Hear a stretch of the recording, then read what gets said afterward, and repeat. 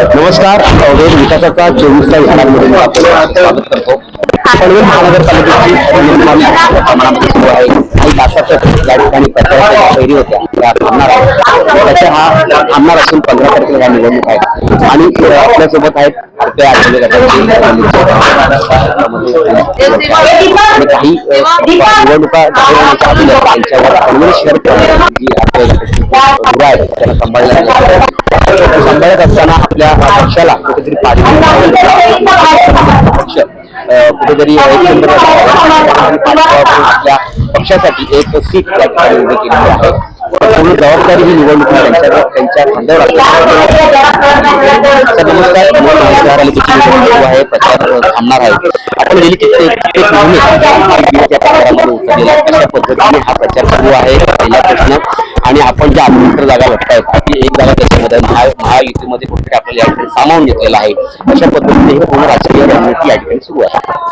लोकनेते आमचे ठाकूर साहेब, आमदार महेश बालदी साहेब, आमदार प्रशांत ठाकूर साहेब यांच्या नेतृत्वाखाली पनवेल महानगरपालिकेची निवडणुका होत आहेत. महायुतीच्या माध्यमातून प्रभाग क्रमांक 1 पासून ते 20 पर्यंत अतिशय चांगल्या प्रकारे नागरिकांचा प्रतिसाद मिळत आहे. आमदार प्रशांत ठाकूर साहेबांनी, महेश बालदी साहेबांनी जी विकासाची गद्दा या ठिकाणी केलेली आहे त्या विकासाच्या कामांवर इथले नागरिक हे नक्कीच महायुतीला मतदान करतील. देशामध्ये, राज्यामध्ये महायुतीची सत्ता आहे. आमचे नेते, राष्ट्रीय अध्यक्ष सन्माननीय रामदासजी आठवले साहेब हे मोदी साहेबांच्या हातात हात आज पूर्ण देशभरात काम करत आहेत.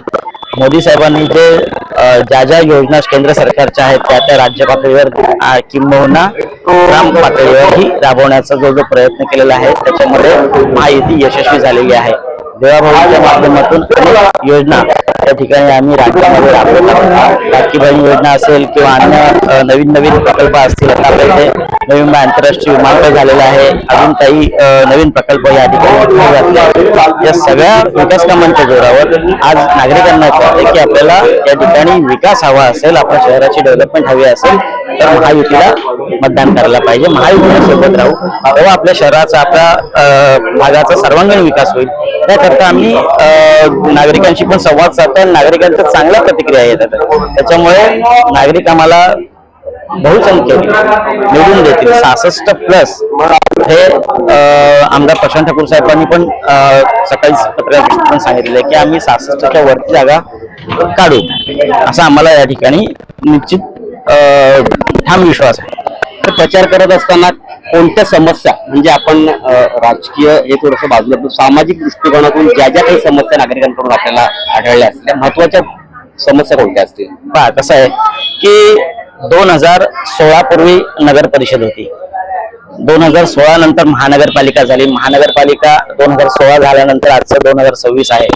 या काळामध्ये 10 वर्षाच्या काळामध्ये लोकसंख्येमध्ये या शहरामध्ये वाढ झालेली आहे. आज पनवेल, जुनं पनवेल जे आपण म्हणतो, त्या पनवेल परिसरामध्ये 3 मजली इमारती होत्या, आज त्या 7 मजली झालेल्या आहेत.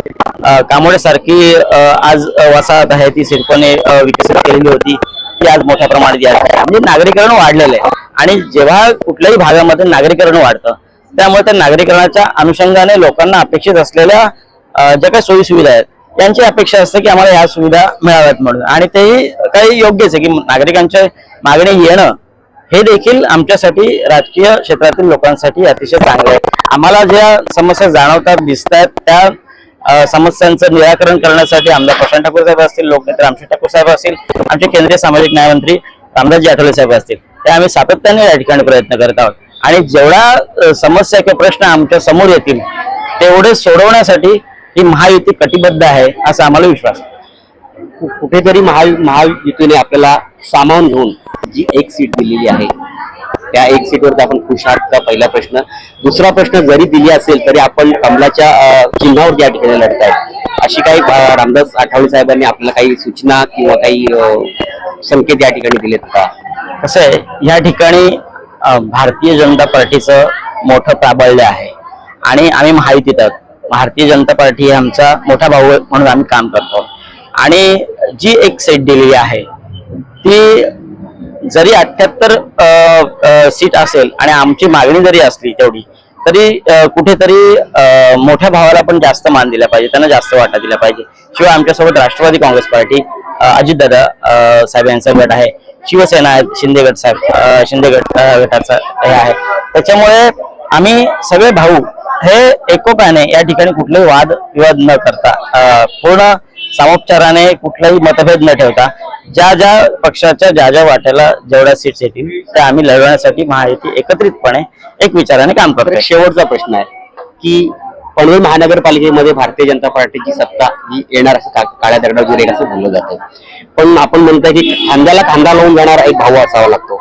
आपला एक भाऊ या पनवेल महानगरपालिकेमध्ये जाणार आहे, स्वीकृत सदस्य घेऊन एक भावाला पाठिंबा देण्यासाठी अशी आपल्याकडून स्वीकृत सदस्य म्हणून घेतला जाणार आहे का, की जेणेकरून आपले जे एक नगरसेवक आहेत त्यांच्या खांद्याला खांदा लावून जर आपला जोडीचा भाऊ असेल तर काम करण्यास आणखी मजा येईल आणि कुठेतरी आरपीआय पक्ष वाढण्यासाठी आणखी थोडी पाठबळ वाढेल. काय वाटतं आपल्याला? निश्चितच आम्हालाही वाटतं की स्वीकृत आमच्या वाट्याला द्याव्या, काही समित्या असतील त्या द्याव्या, काही कमिट्या असतील त्याही आरपीआय गटाला मिळाव्या. पण आता हा सर्व जो निर्णय आहे ते आमचं आता सध्या एकच ध्येय आहे, 15 तारीख निवडणुकीची मतदान जास्तीत जास्त करून घेणं. त्याच्यानंतर महायुतीमध्ये हा सर्व निर्णय घेतील. त्याचं आमचे आमदार महेश बालदी साहेब आहेत, लोकनेते रामशेठ ठाकूर साहेब आहेत, हे निरीक्षक आहेत, आमदार प्रशांत ठाकूर साहेब आहेत, आमचे नरेंद्रभाई गायकवाड जिल्हाध्यक्ष आहेत, ते असे सर्व मिळून जेव्हा तो निर्णय घेतील आणि तो आम्हाला मान्य असेल, तो निर्णय जो असेल महायुतीच्या आमच्या पक्षश्रेष्ठींचा जो निर्णय असेल तो आम्हाला सर्व आरपीआयच्या कार्यकर्त्यांना मान्य असेल.